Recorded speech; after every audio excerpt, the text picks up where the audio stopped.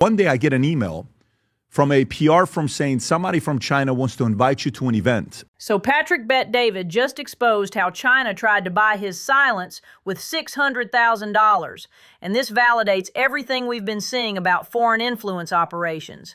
This is documented proof of how Beijing targets American influencers who criticize their regime. Let's break down their playbook. It's a charity event. I said, okay, so let's do the Zoom. So I got on the call. It's me, Mario, another guy named Gerard, and we get on the Zoom, and we said, so what's the outcome?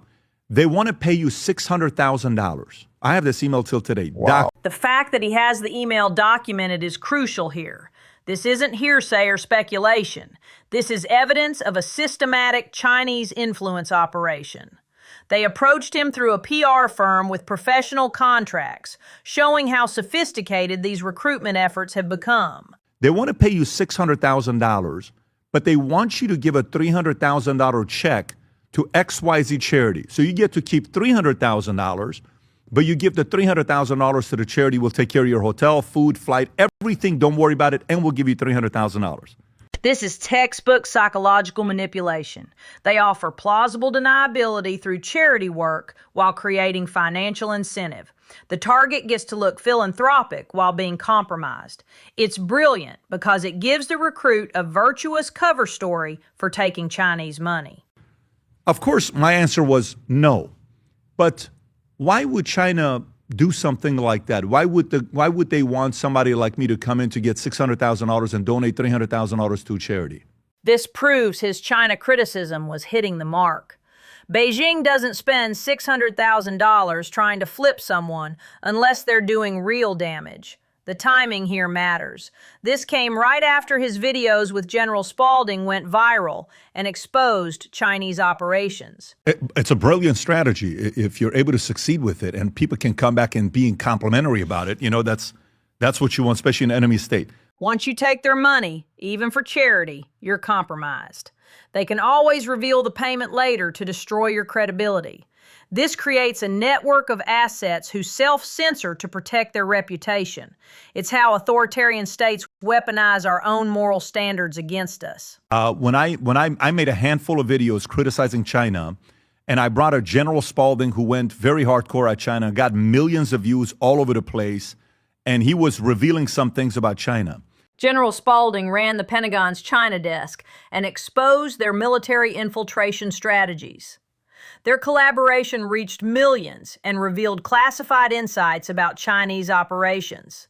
Beijing saw this as a direct threat to their information warfare capabilities. What an advantage for the enemy to be able to see in America, where in America we bash each other and we're going at it, and everything's being exposed from congressmen on the left and the right, and nobody in the world can see what's going on with China because no one can bring up anything.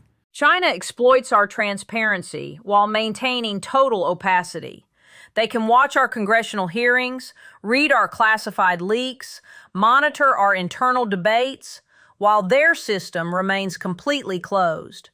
It's asymmetric information warfare, and we're losing badly. God forbid if you do, something could happen. Look at what happened to Hong Kong activists, Uyghur advocates, or anyone who challenges Beijing. The message is clear. Criticize China and face consequences.